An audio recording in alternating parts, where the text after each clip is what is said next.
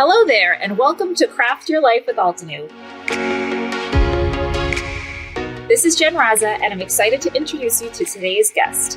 Let's say hello to the fabulous and talented Laurie Willison. Hey, Laurie, and we have an exciting thing going on today because we actually have another host. I have a co-host joining me today. And why don't you introduce yourself? Hi, I'm Bridget Casey. I'm one of the Altenew educators. And so I'm so excited to be here. I've been on the other side getting asked the questions. So it's fun to be able to ask some questions today. So for anybody out there who is not familiar with Laurie, and I'd be surprised because she's been with Altenew for a long time, but why don't you go ahead and introduce yourself a little bit? All right. Well, my name is Laurie Willison. I've been on the Altenew team since... I'm not even going to guess. It's been a while. It has been. I remember when I started. It's been several years.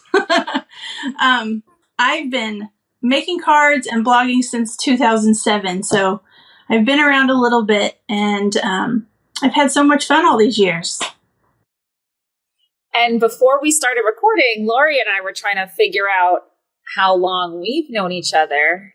And it's also been a very long time because I think I started my blog in 2008. So very shortly after you started yours. And then I think we were kind of in the same world with like Paper Crafts magazine people and things like that. And I think we did a contest that I can't remember what the name of it was, but we were both in that contest. Gallery Idol. Yes. Oh, yes. wow.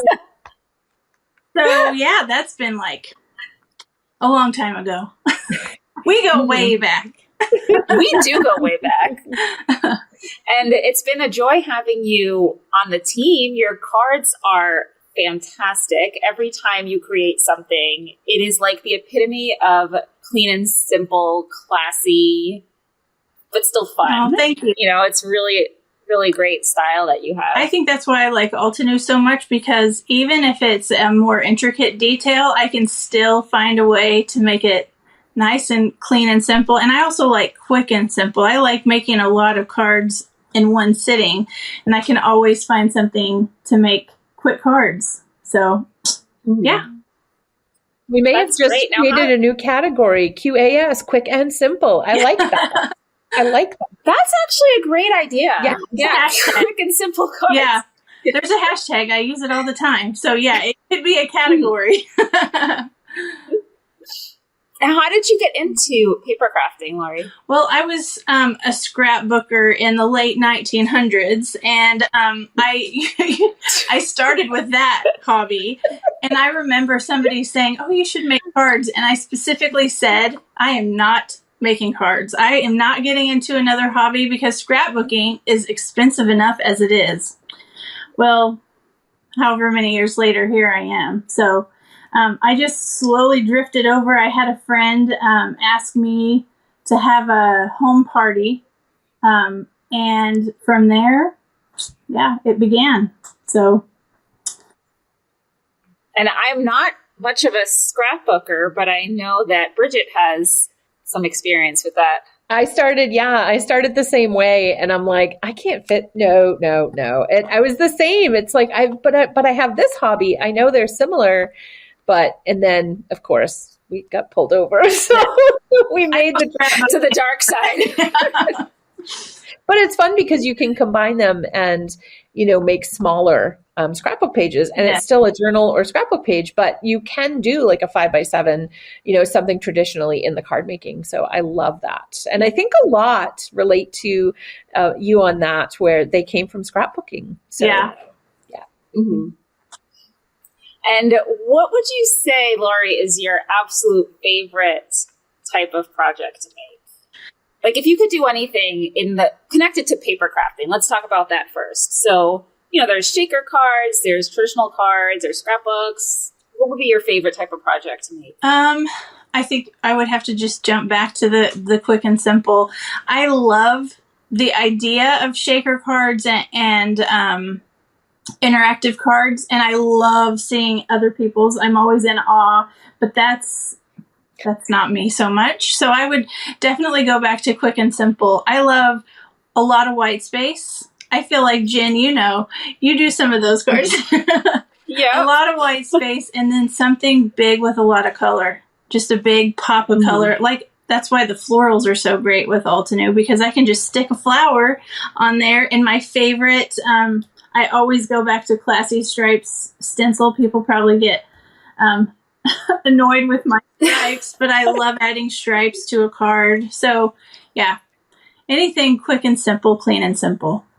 And your colors are phenomenal. I mean, that's one of the things when I see one of your projects, the colors like are captivating looking at them. It's because it's so clean and simple. And then you have that, like you said, pop of color, and it's gorgeous. Well, thank you. Yeah. I can't pan over here, but I have all my Altenew colors labeled so I can just see the colors. A lot of times I'll go to Pinterest and find a good color combination. There's lots of color combinations on Pinterest, and that really helps to just be able to lay out a card with a layering stamp set. So yeah, super easy. And on average, how long does it take you to create a card? Because sometimes I think people assume that clean and simple is quick. And I know if you're doing your QAS, your quick and simple cards, then it's probably faster. But sometimes it takes longer to put together a clean and simple card because there's so much thought behind each element. When there's not a lot of elements there, you have to be really careful to make sure everything is placed just right properly. Yeah. Exactly. Yeah. I can bust out a card pretty quick. I mean, sometimes like 5 minutes. I can, depending on the actual element. If it's a layering stamp and I want to get it perfect, that takes some time. A couple of hours probably at the most, but usually the cards that I make are pretty quick. Since the beginning, I've always built a card in my head. And then I just think, okay, I got to go make that. And it's almost already made because I know what it's going to look like. So unless there's no operator error in anything I'm doing, we're all familiar with that. Yeah. I can make a card pretty quickly. So of course, when we first started, Jen, you remember we didn't have the Misty, we didn't have dies. We had fussy cutting and all that stuff. So all those things have really added into making cards faster. So those help. Also, even when dies got into the market and more companies were creating dies, I was still resisting because of the cost of getting a die cut machine. Yes. And that was holding me back. And then I ended up winning a Spellbinder's die cut machine from the gallery I know that we talked about. Yeah. And I was like, it opened up a whole new world. I'm like, wait a second. Yeah. Now I can die cut these and I don't have to fussy cut all of them. It was life changing. Yeah. I remember. And the dies are huge. Remember how big you couldn't store them? They were so big. And I'm stealing your 1900s. I was in the late 1900s too, so they were huge. I got that from my kids. They said, you were born in the 1900s, and I'm like, yes. It's crazy. They can't imagine a world before the 2000s. They have no idea. But yeah, the old dies were generally like a full closed die, or they were the thick things that you ran through the that with the arm. Yes. So yeah, like the Ellison. Come a long way. Yes. Yeah. We've come a long way. We have. It's so good. There's so many more convenient products now, or even like foiling. Like, could you have ever imagined foiling 15 years ago? Like that it would be accessible. Like I've seen stuff out in the world, right? Maybe cards you could buy at a store that had cool foil details, but you would never imagine that power would be given to the home crafter. We can do it all now. Yes. There's no stopping us. Yeah. Now, I know that we have a history that goes way back, but when was the first time you heard about Altenew? I remember when you guys started Altenew. I remember very vividly, oh gosh, it was a rose stamp set that was the layered. And I wish I wish I could just go right to it and tell you the name of it, but I remember. Was it Vintage Roses or was it Antique? Maybe It may have been Vintage Roses. Were they little Yes. rosebuds? Okay. Mhm. I remember that and thinking, holy cow. It kind of changed the way we stamped, I think, with adding so much dimension and color. And I remember way back from the beginning. Love that. And again, we're so happy that you went from a fan to now being on our team, because I think it shows when the people on the design team truly love the product. And for Tasneem and I, we get to see all these products that we design in a whole new way once it gets in the hands of the designer. Yeah. And I've talked about this on the podcast before, so my apologies to everyone out there if you've heard this before. But one of my favorite parts about the design process is when you guys all finally get the stuff, because I get to go on our Dropbox folders and see what you're all uploading. And I'm always in awe of everyone's creativity and how you were able to take something that was just a two-dimensional, like, digital file and then create something so amazing with it. Yeah. So the girls that create the I think of Aram right off. Just the detail that she puts in and the artistic layers. Oh, it's amazing. I always love looking at everyone's creations because they're so different, and I love all the detail that people can put in. Mm-hmm. And everyone can use the same products but cater to their own style. And they look so different in the end result. Mm-hmm. Yep. Now, what would you say is your favorite part about working with Altenew? My favorite thing, I think that Altenew has been I feel like there's a very laid back vibe, and that is great in my life. I was a nurse for 15 years during most of my beginning of card making, and so I was a mom as well, and so life was super busy. And I think over the past few years, that's been a really nice part. Everybody's so friendly and just a really nice laid back vibe. And of course, all the products. I love all the products. I always say that's a trick question. Like, what's your favorite thing about I'm like, that's a trick question. That is not answerable. It just depends. Well, I think... No, I was just going to add, though, that our community is one of my favorite parts of Altenew, and that's both the internal community of, like, the Altenew family, employees, designers, and everything, but then also the global community outside of our own brand. It's awesome. Yeah. When anybody asks me what's my favorite part of paper crafting as a whole, I always say the people. I mean, I obviously love this hobby. I've done it for a long time, but I have made so many friends and met so many friends and I've seen the same people over the years. A lot of people have come to Kansas to see me, and I love that. So I love the people. The people are so fun. Speaking of Kansas, I'm going to drop in something that I learned about you before we started recording, is that in your room where you are, you have an interesting cereal box. Yes. Would you care to explain that in case there are other Kansas dwellers out there? Kansas City Chiefs. I at least know the name. If you follow me on Instagram, you know how I feel about the Chiefs. During football season, I always post things on my stories, and I love the Chiefs. So yes, someone gave me a box of this Mahomes Magic Crunch, and it is actually a box of cereal sitting there in my craft room. Nobody's going to eat it. It's going to just sit there for now. You can eat the cereal and just leave the box there. But that's actually probably 2 years old at this point, so I'm going to leave it. That would be so delicious. Yeah. It's cardboard now. And have you always been a sports fan? Just football. I grew up in Colorado and then moved to Kansas City when I was younger. So I lived in two places with two great teams, and it's just been always fun to follow. We had season tickets to the Chiefs for years, and they've been doing so good lately that it's just so much fun. I love Sundays in the fall.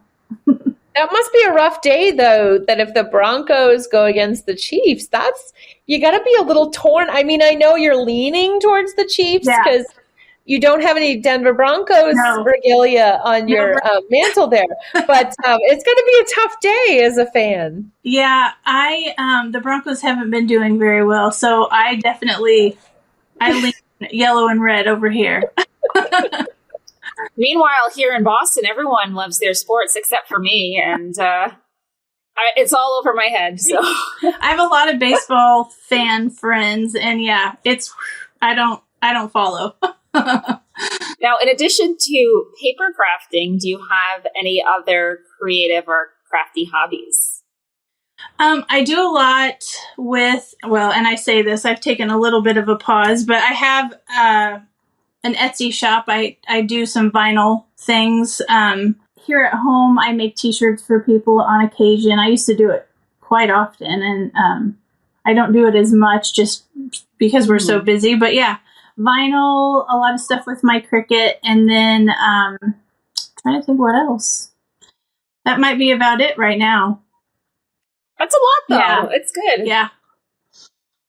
Yeah, I've made a couple of shirts, and what I did was I cut the vinyl and I applied it to a screen for a screen print. I don't know if you've ever done that. And then I screen printed through, but the vinyl was like the resist that created the design. And it was really fun. Yeah. And I kept telling myself, like, I've got to do this more. I can make whatever I want. These are really cool.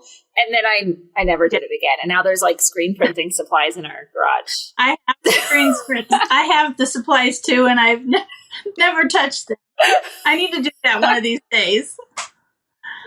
I just have the heat press, so I didn't get to the screen printing, but now I'm like, I want screen printing in my shed too. So maybe I just picked up a new hobby. I don't know. Yeah. We should try it. You try it, I'll try it. We'll get those supplies out. Yep. We should, and then we can all like text each other what we've made. I love it. There's so many different facets of like crafting and creating that I feel like you could do anything. I love how empowered I feel when I see something. I'm like, I could make that. Or, I want a shirt. I could screen print that. Let me figure out how to do this. Yeah. So were you as a girl, like, did you have somebody that influenced like crafting? Like my grandmother started me with crochet and always had like construction paper and crayons. Did you have somebody when you were younger that inspired your creativity? My mom is actually an artist. She does a lot of pastels, oil painting, that kind of thing. So she's very creative artistically. I did not get the artistic side of that. I feel like I could not paint anything. But I think that's probably where the creativity comes from. I just don't have her exact creativity. I'm with you. How about you, Bridget? My grandmother started me with crochet. I can crochet a straight line. Yeah. I can't knit because my left hand is decorative. And I always say Altenew makes me look good because I could not draw a stick man straight. So I need like the layered stamps and I need all the goods. So yeah, I'm so grateful that people smarter than me and better at drawing than I make all the stuff that I can use to make it look beautiful. So, so mine was my meme. She started me when I was very young with having a creative outlet, which was really great. So. That's so awesome. I'd love to be able to crochet, but I don't have any patience. Let me send you a thing. There's a thing. It's super simple. And there are these little animals that you crochet. And it's I don't like the word crochet for dummies, but it's crochet for people that can't crochet. I need that. So, yes. So I will send you the link because they're super cute. And they have rainbow. Just saying rainbow. I can add to my collection. You'll add it. Really good. It'll fit right in. Send you the link because even I can do it. So anybody can do it. I'll watch for that. Yes. I haven't crocheted in so long, but again, I always hop from thing to thing. Like behind me, of course, it's mostly paper crafting stuff, but I've got my polymer clay. I've got all different things to create jewelry. And now I want to add more crochet things back into the mix because I do miss it. I remember an Instagram picture, I think it was last weekend or the weekend before, and you had a bunch of fabric laid out, and then you had your artist markers out, and it just looked like creativity was like on point that day because you had like almost all the crafts out that you were working on. And I was like, you go girl, like that is awesome. So excited. I think you had like 3 dresses laid out. Like you were killing it, whatever day that was. And I'm like, and artist markers too, my goodness. Well, I'm going to let you in on a little secret. A funny thing about that is that one, I was creating, folks. Yep, I was creating 3 outfits. One of them is a costume that I'm trying to finish that I've been working on for a while, where I'm a mushroom. I know that sounds weird, but I made this like jacket with red, and it was red with white polka dots, and it made me think of mushrooms. So I made a little beret that would be the top of the mushroom, and I made a birch skirt, and I'm just trying to finish up that project. So that was one. A second one is for sports day at school. I wanted to create a Celtics dress. And again, not being a sports fan, I don't just like have sports things to wear. So I customized a dress that looks like a jersey, and I got iron on like varsity letter type thing. So I put my name on the back and I put Boston across the front. So I was working on that. And then the third project, and this is where the artist markers come in, is a denim dress that I was creating. And it has this really nice, like deep blue denim color, but I got it at a discount fabrics shop. And there was all of this fading on one side of the bolt. So where the fabric was like on that side, every 2 feet, there's like a line where it's faded. And the fabric was so cheap. It was like $3 a yard. So I'm like, how am I going to fix this? Do I need to carefully cut out different areas? But there were parts of the skirt that were too big. So I took the artist markers and I colored on the parts of the denim that were faded. Okay, that's genius. And it worked. And I have no idea what's going to happen when I wash it. This is untested. So please don't go out there and say you can put artist markers on your clothes. I don't know if you can. But I just wanted to get some solution to that problem. Like, I have a bunch of these markers, so let me get some color matching. And I used it to color over the faded areas, and you wouldn't even know. It looks great. That's we'll have to update in a future pod. So you're going to have to, you'll never know when it's coming. But so you have to listen to every single podcast to find out the answer. Yeah. That was quite the tangent. Sorry, you guys, for having to endure that. But it was fun having so many projects I was working on at once. And that's not counting my craft desk, where I was also making workshop cards for this summer's in-person Syracuse retreat. Yay! A little plug here for that. Yes. The lemonade party retreat that we're having in person. I was making my cards for that. So there was crafting all around that day. It's a good day. I actually have lemon earrings that somebody, a dear friend that's going to the retreat as well, sent me lemon earrings. And I purchased lemon pajamas that I'm not going to wear them to the retreat, but at night. So I'm in steam all day. Pajamas. If we've established anything, it's that Altenew is pro pajama, right? Like, true. I mean, I could. They have a big lemon up where it says NASA. Like, there's a big lemon, and there's lemon, and I think there's another fruit on there. But yeah, like I feel like Carmen Miranda in the earrings a little bit, because they're really big and they're beaded. So I feel like I need the fruit hat. If I could get the fruit hat, I would wear that in a second. That'll finish the look on. I need it. Pictures of this. I'm going to need to see pictures.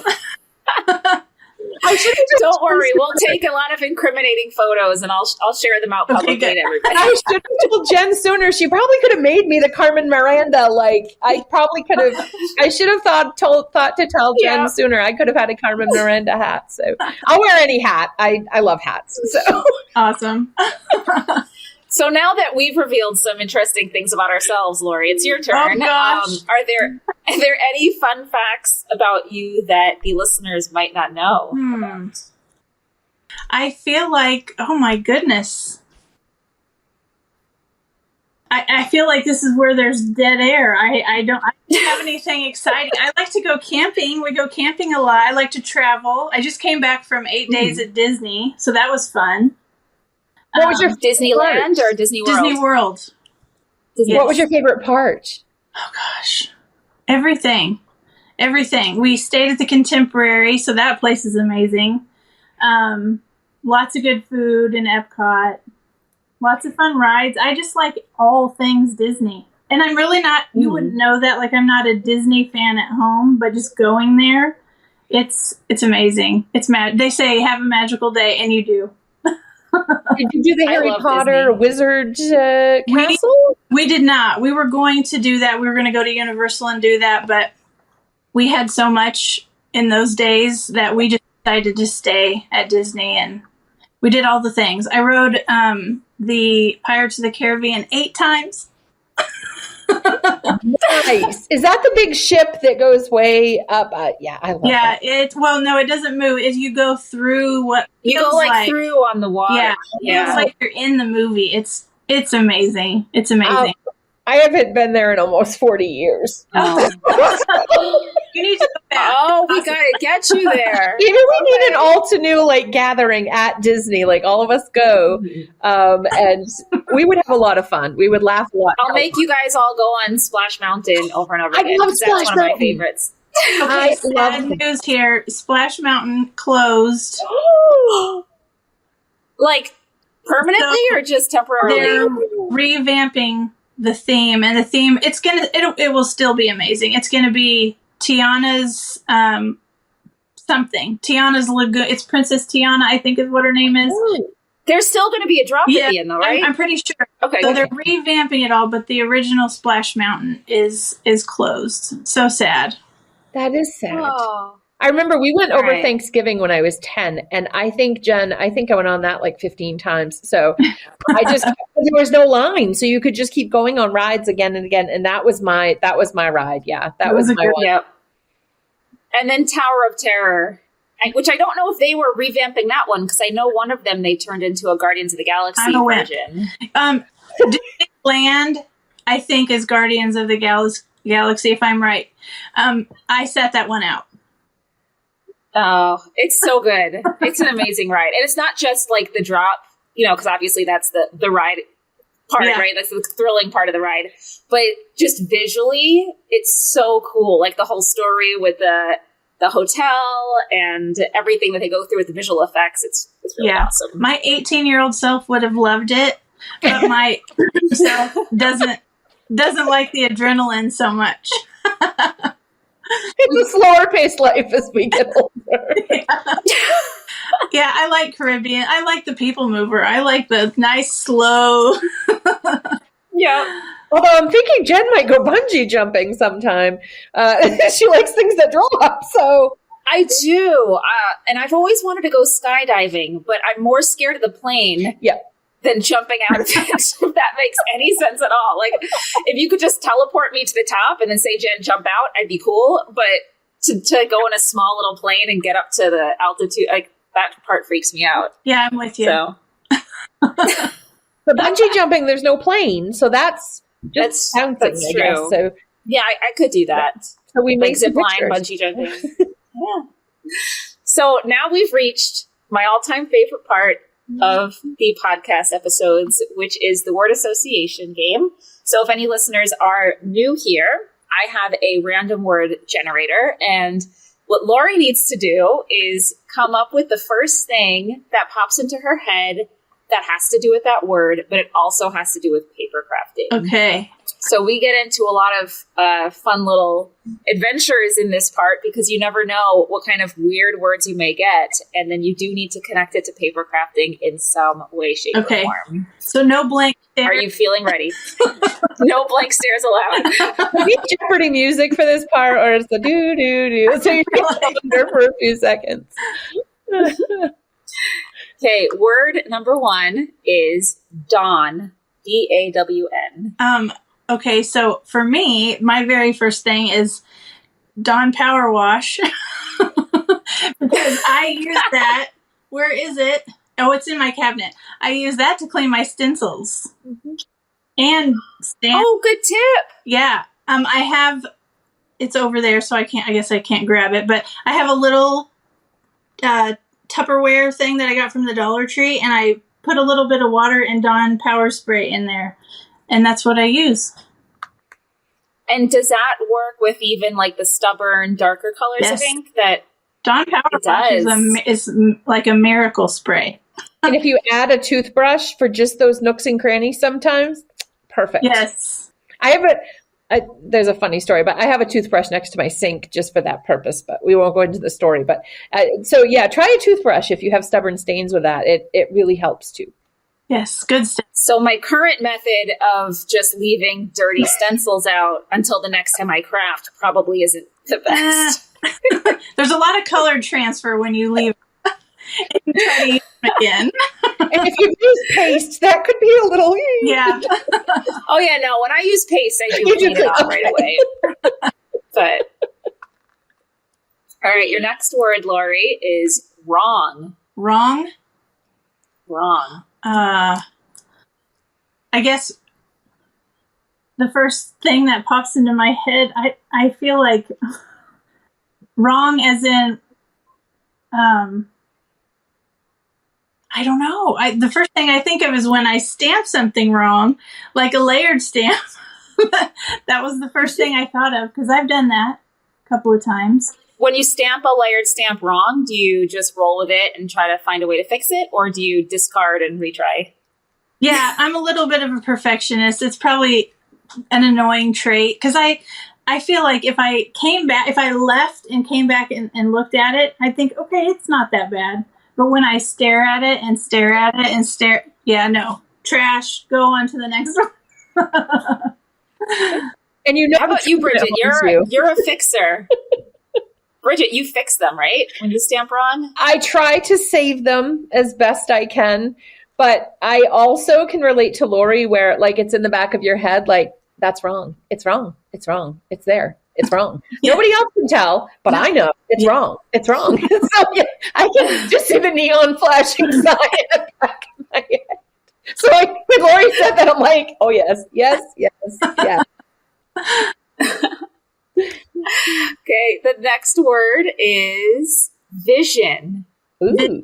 Okay, so that takes me back to what I said earlier. I can build a card in my head, so I do have visions of cards occasionally. Do you ever have dreams of cards? Do you ever dream of cards? Yeah. Yes. I've never had a card dream. I haven't either. Weird. Is that weird? I've heard on the street. This is the thing. Like I've never had one. You've heard on the street? Who's on your street? People are not talking about that at my street. on the crafty street. Yes, the crafty street. Oh, okay. They are discussing. People are like, "Oh, I had a dream last night, and I got up and I made this card." And I'm like, "What? Did you make the card in the dream?" And they're like, "No. I just saw it come together in a dream." And I'm like, "Wow, I never have had that. Like, I have weird dreams." I've never had a dream about finishing a card. I think if I have had a dream about card making, it's something that's gone terribly wrong. But yeah, it's a nightmare of card making. Yeah, the sign blinking in the back of your head. Well, I'm happy to know that your superpower is card vision, because I would love to have that. I usually have a hard time visualizing my cards until I make it, or if I sketch it out beforehand. Like I need another step. I can't just go from like brain to project.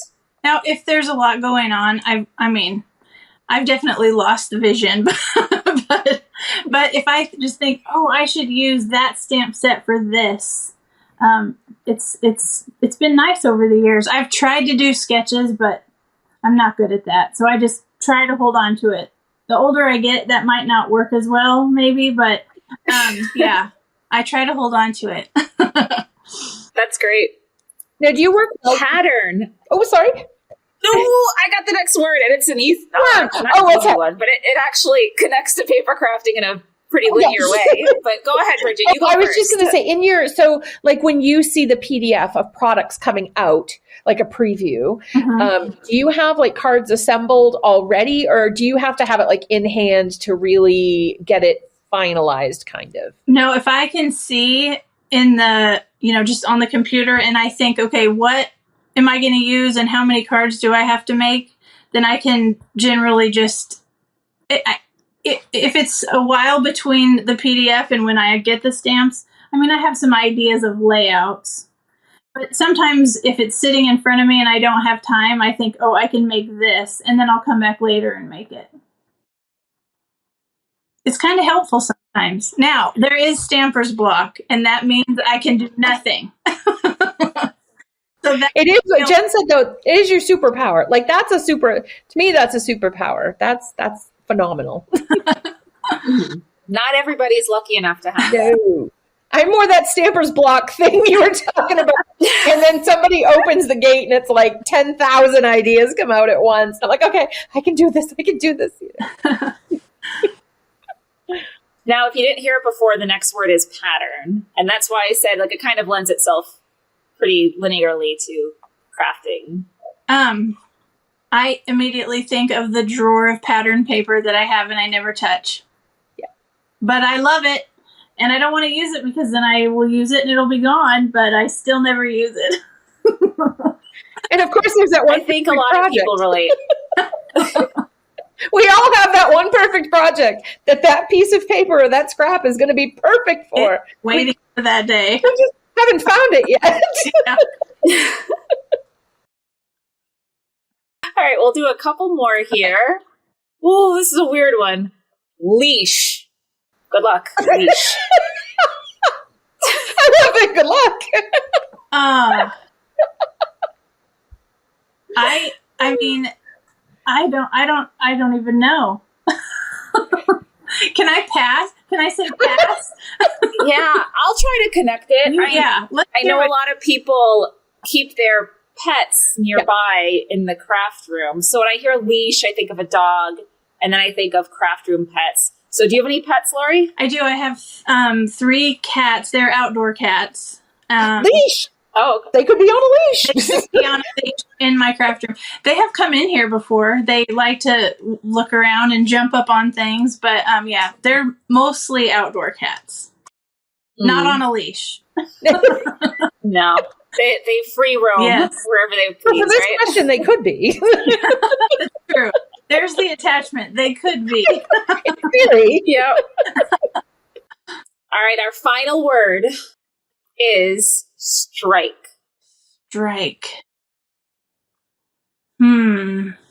I guess the first thing I thought of is some sort of an embossing plate. That was the first thing that came to my mind. I don't know. Why does that? This is a hard one. Yeah. It's a brain buster right here. I connected it to something you said earlier, but I'm going to let you percolate. You know, let her torture herself. I mean, unless you want to hear it, then I'll tell you. But yeah. So my thought was when you talked about layering images and they don't line up, you get rid of them. So I thought immediately, I'm like, oh, she strikes the project. Right.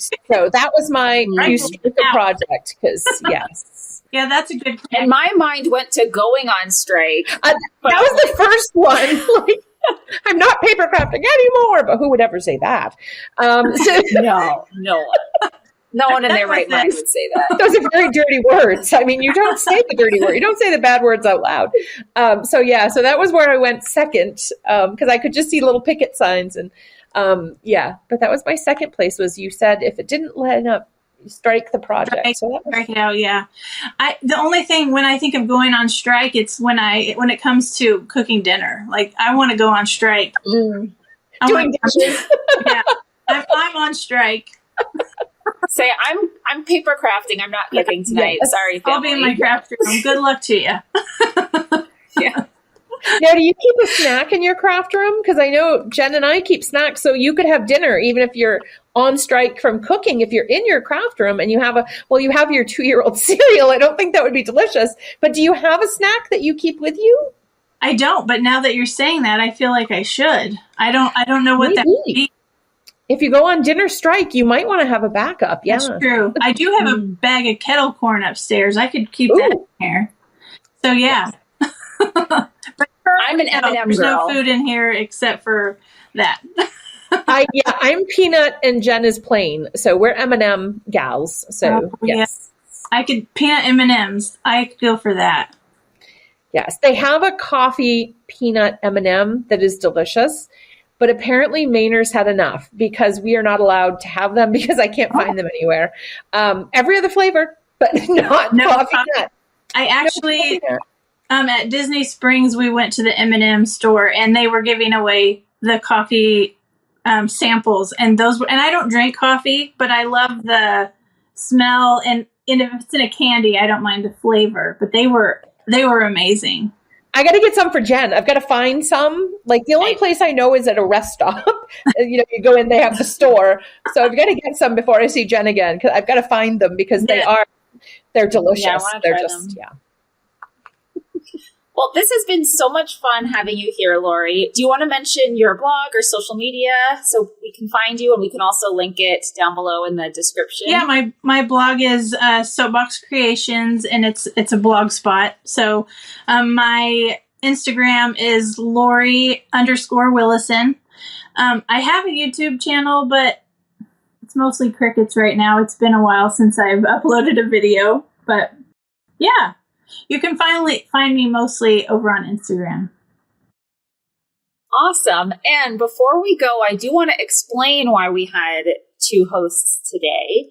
So I'm actually passing the torch of the Craft Your Life podcast over to the lovely Bridget. So here, that's me passing the torch to you. For those of you listening on audio only, sorry you didn't see it. It wasn't very exciting, but there it is.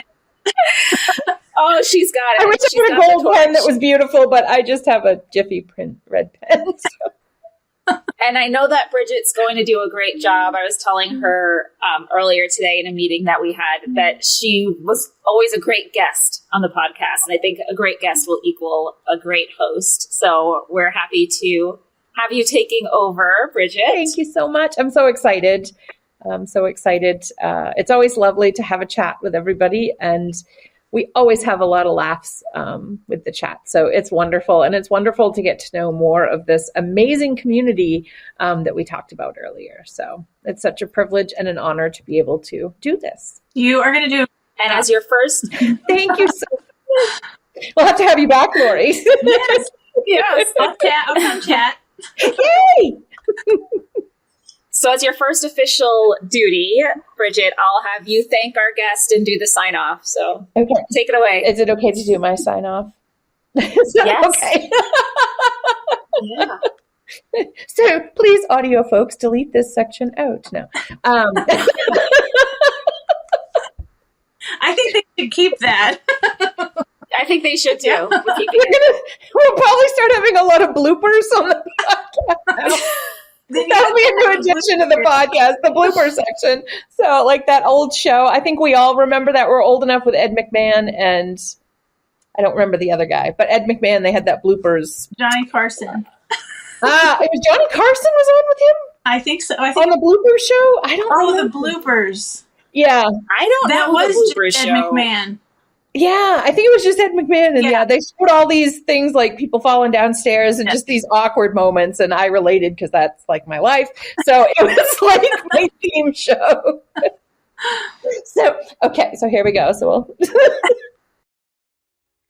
thank you so much, Laurie and Jen, for having a wonderful chat with us. It's always great to get to know the designers behind the beautiful projects that we see.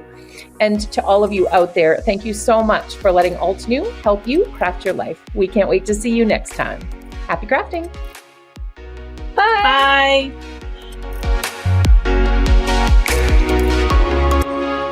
Follow us on Spotify, Apple Podcasts, Google Podcasts, Stitcher, and everywhere you can find podcasts to keep up with every